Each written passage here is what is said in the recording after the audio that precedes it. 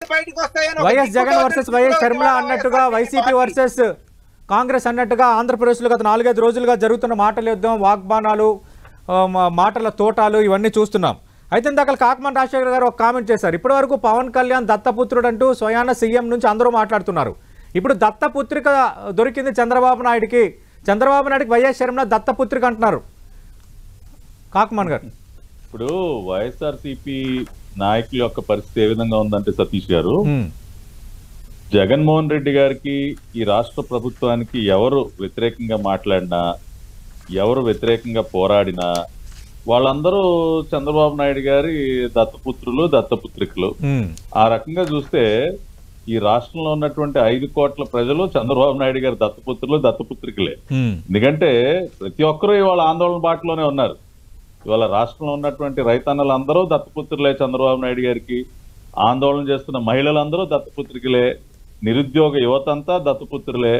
కాబట్టి ఆ రకంగా ఆలోచిస్తే రాష్ట్రంలో ఉన్నటువంటి ప్రజలందరూ కూడా మాకు దత్తపుత్రులు, దత్తపుత్రికలే. ఖచ్చితంగా వాళ్ళ బాగోగులు చూసేది, పరిరక్షించేది నారా చంద్రబాబు నాయుడు గారు మాత్రం. రెండవది, షర్మిల గారు ఇందాక మీరు కూడా అడిగారు, ఆవిడ ఏ సందర్భంలో కలిశారు? కుమారుడు వివాహానికి సంబంధించి ఇన్విటేషన్ ఇవ్వడానికి కలిశారు.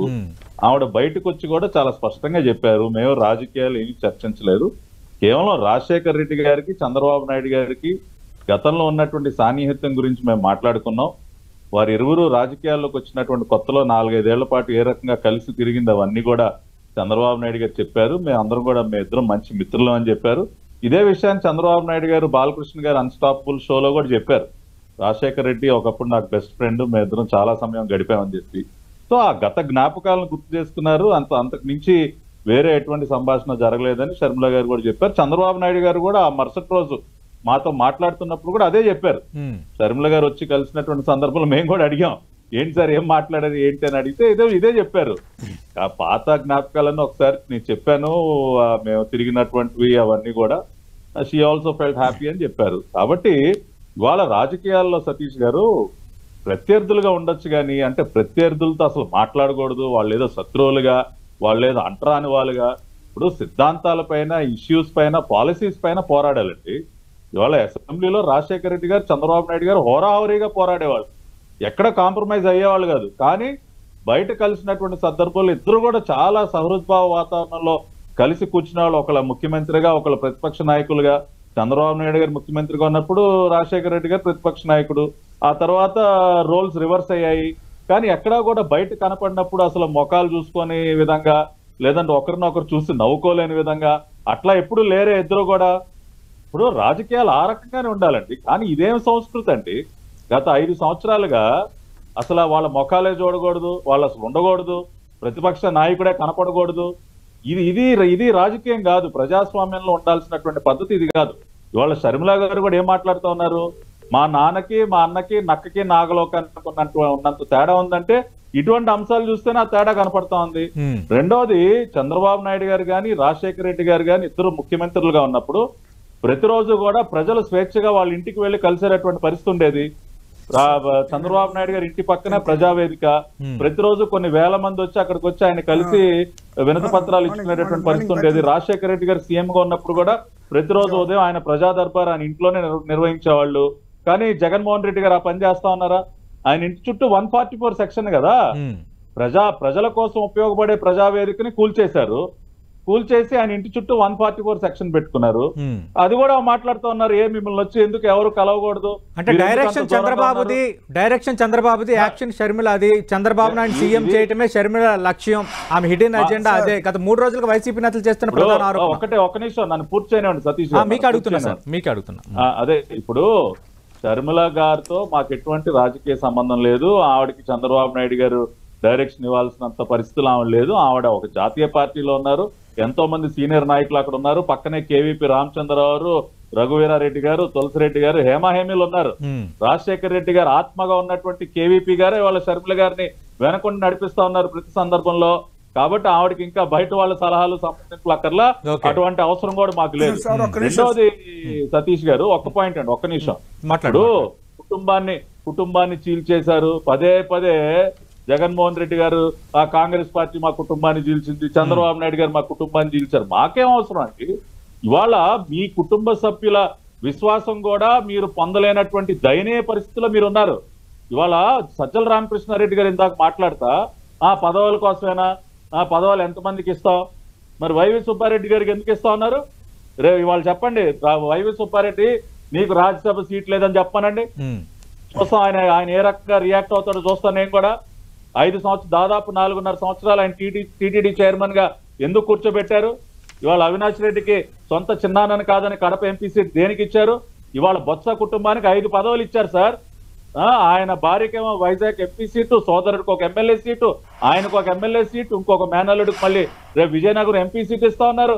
ఒక కుటుంబంలో 4-5 పదవులు ఒక బొత్స కుటుంబంలోనే ఇచ్చారు కదా. సొంత చెల్లి మీకోసం అంత కష్టపడితే ఆవిడ కోరుకున్నది రాజ్యసభ సీటు, ఆవిడకి ఇవ్వకుండా ఆ సీటుని రిలయన్స్ వాళ్ళకి అమ్ముకున్నారు. 800 కోట్లు అమ్ముకుని పరిమళ నత్వానికి ఇచ్చారో తెలియదు.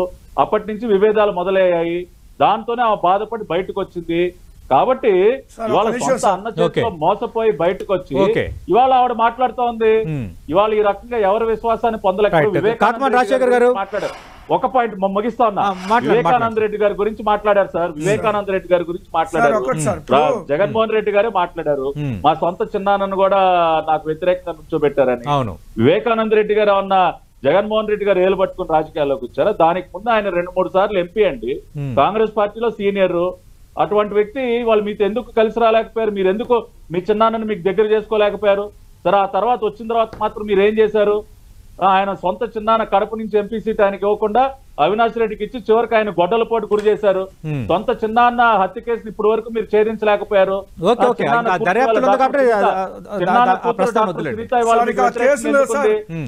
చిన్నాన్న కూతురు నేను అందుకే వద్దన్నాను. కాకమన్ రాజశేఖర్ సతీష్ గారు పట్టాభిరామ్ గారు అంటే అందరూ ఒక్కటవుతున్నారు, అందరికీ చంద్రబాబు నాయుడు సీఎం చేయడమే లక్ష్యం, ఈ అంశాన్ని ప్రస్తావిస్తున్నారు. 1. 2 వైఎస్ షర్మిల అన్యాయం జరిగింది అంటున్నారు. అంటే పదవి రాలేదని ఆమె పార్టీ నుంచి బయటకు వచ్చారని అనుకోవాలా ఈ వ్యాఖ్యలను చూసిన తర్వాత? సతీష్ గారు, మీ ప్రశ్నకు జవాబు చెప్పే ముందు ఇందాక కాకమాన్ రాజశేఖర్ గారు ఒక మాట అన్నారు. జగన్మోహన్ రెడ్డి గారికి తండ్రి అంటే అపారమైనటువంటి గౌరవం, ఆయన ప్రారంభించినటువంటి ప్రతి పథకాన్ని కూడా కొనసాగిస్తా ఉన్నారు అని చెప్పి రాజశేఖర్ గారు అన్నారు. అందరం విన్నాం మనం కూడా. ఎక్కడ కొనసాగిస్తా ఉన్నారండి? ఇవాళ రాజశేఖర్ రెడ్డి గారికి ఆయన మనసుకి అత్యంత ఇష్టమైనటువంటి పథకం ఆయనే చాలా సార్లు చెప్పారు, ఆరోగ్యశ్రీ. సరే, ఎవరు అవునన్నా కాదన్నా ఆరోగ్యశ్రీ పథకాన్ని రాజశేఖర్ రెడ్డి గారు తీసుకొచ్చారు. తెలుగుదేశం పార్టీ మంచి పథకం కాబట్టి దాన్ని కంటిన్యూ చేశారు. కానీ ఇవాళ అదే ఆరోగ్యశ్రీ పథకాన్ని అటకెక్కించి ఇవాళ ఆంధ్రప్రదేశ్ లో ఉన్నటువంటి ఏ హాస్పిటల్కి వెళ్ళినా బయట పెద్ద పెద్ద బోర్డులు పెట్టారు, ఆరోగ్యశ్రీ పథకాన్ని నిలిపివేస్తాం.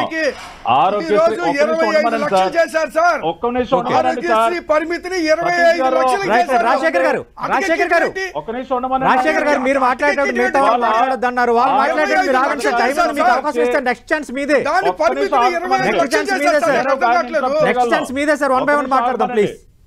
ఎందుకు వాస్తవాలు చెప్తారు? ఒక్క నిమిషం ఆగండి. 1200 కోట్ల రూపాయలు హాస్పిటల్స్ కి ఎగనామం పెట్టి ఆరోగ్యశ్రీ పథకాన్ని అటకెక్కించి ఇవాళ రాష్ట్రంలో ఏ హాస్పిటల్కి వెళ్ళినా ఆరోగ్యశ్రీ పథకం నిలిపివేశాం, ఆరోగ్యశ్రీ పథకానికి సేవలు నిలిపివేయబడినవి అని బోర్డులు తగిలిచ్చారు సార్ హాస్పిటల్ బయట. సిగ్గుండాలి రాష్ట్ర ప్రభుత్వానికి. ఇంకా రాజశేఖర రెడ్డి గారి పేరు ఎలా వాడుకుంటారు సార్? ఆయన ప్రవేశపెట్టినటువంటి పథకాలు ప్రతిదీ బ్రహ్మాండంగా అమలు చేస్తా ఉన్నారంట. ఎక్కడ అమలు అవుతుంది? ఇవాళ పేదవాడి ఆరోగ్యాన్ని ఇవాళ గాల్లో పెట్టారు మీరు. ఇవాళ 1200 కోట్లు, లక్షల కోట్లు అప్పులు చేసి ఏం చేస్తున్నారండి? హాస్పిటల్స్ కి డబ్బులు కట్టరా? 1200 కోట్లు బిల్లులు కట్టడానికి ఏంటంటే మాయరోగం? ఈ ప్రభుత్వానికి ఏంటి మాయరోగం? ఇవాళ పేదవాడి ప్రజల్ని గాల్లో పెట్టి ఆరోగ్యాన్ని వాళ్ళు మాట్లాడతారు. ఇంకా రాజశేఖర రెడ్డి అని చెప్పి. రెండోది సతీష్ గారు, మీరు అడిగినటువంటి ప్రశ్న ఏదైతే ఉందో, ఇప్పుడు షర్మిల గారు అనేక సందర్భాల్లో ఆవిడ చాలా స్పష్టంగా చెప్పారు, నేను రాజకీయంగా క్రియాశీలకంగా ఉండదలుచుకున్నాను. ఆమె వైఎస్ఆర్ కాంగ్రెస్ పార్టీలో ఉన్నప్పుడు కూడా ఆవిడ చెప్పింది, నేను నా అన్నకి తోడ్పడుతూనే రాజకీయంగా క్రియాశీలకంగా ఉంటానని చెప్పి ఆవిడేమి నేను మా అన్న బయటకు వచ్చిన తర్వాత వెళ్ళి నేను ఇంట్లో కూర్చుని నేను ఏదో వంట పని చేసుకుంటాను లేదంటే మా బిడ్డల్ని చదివించుకుంటానని ఏం చెప్పలా. ఆవిడ షీ వాజ్ వెరీ క్లియర్. కానీ మోసం చేసింది జగన్మోహన్ రెడ్డి గారు. చెల్లిని వాడుకున్నాళ్ళు వాడుకుని రాజ్యసభ సీటు కన్ఫర్మ్ చేసింది ప్రపంచం మొత్తం తెలుసు. తర్వాత రిలయన్స్ వాళ్ళకి అమ్ముకున్న విషయం తెలుసు. సొంత పట్టాభిరామ్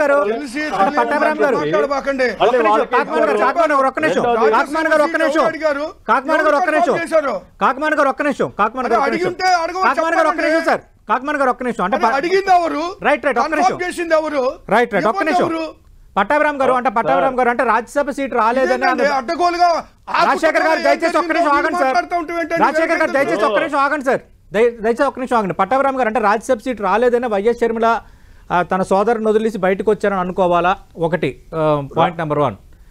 రెండోది అంటే ఆమె గతంలో అంటే వైఎస్ఆర్ కాంగ్రెస్ పార్టీలో ఉన్నప్పుడు కాంగ్రెస్ని తీవ్రస్థాయిలో దూషించారు. తెలంగాణలో వైఎస్ఆర్ టీపీ పెట్టినప్పుడు కూడా కాంగ్రెస్ని తీవ్రస్థాయిలో ఆమె తప్పుపట్టారు.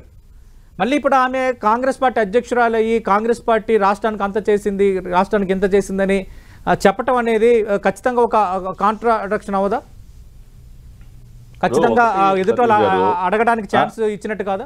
ఇప్పుడు ఒకటి సతీష్ గారు రెండు పాయింట్లు. ఒకటి, ఖచ్చితంగా ఎప్పుడైతే రాజ్యసభ సీటు విషయంలో ఆవిడ మోసపోయిందో ఆ తర్వాత కూడా జగన్మోహన్ రెడ్డి గారిని అప్రోచ్ అయితే ఆయన దగ్గర నుంచి సరైనటువంటి జవాబు రాలేదో, ఎప్పుడైతే ఏమన్నా పక్కన పెట్టడం పూర్తిగా మొదలు పెట్టాడో సొంత అన్న బాధతో ఆవిడ వెళ్ళిపోయింది.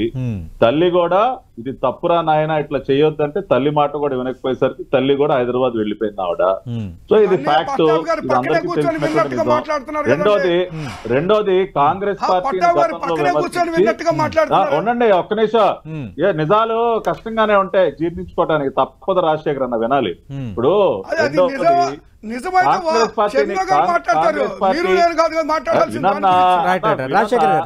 సతీష్ గారు నన్ను ఒక మంచి క్వశ్చన్ అడిగారు, సమాధానం చెప్పనండి. కాంగ్రెస్ పార్టీని గతంలో విమర్శించి మళ్ళీ ఇవాళ అదే పార్టీతో ఎలా జాయిన్ అయ్యారు అనేది ప్రశ్న. నేను దానికి ఇందాక కూడా జవాబు చెప్తాను. గతంలో ఒక్క నిమిషం వినన్నా, రిలయన్స్ వారిని బండబూతులు తిట్టి వాళ్ళ దుకాణాలను పగలగొట్టి మళ్ళీ అదే రిలయన్స్ వాళ్ళతో చేతులు కలిపి అదే రిలయన్స్ కంపెనీ ప్రతినిధి అయిన పరిమళ నత్వానికి సీట్ ఎలా ఇచ్చారు దానికి సమాధానం చెప్పానండి. రిలయన్స్ దుకాణాలు పగలగొట్టి పరిమితం అవుదాం. ఒక్క నిమిషం రాజశేఖర్ గారు మీకే అడుగుతున్నా.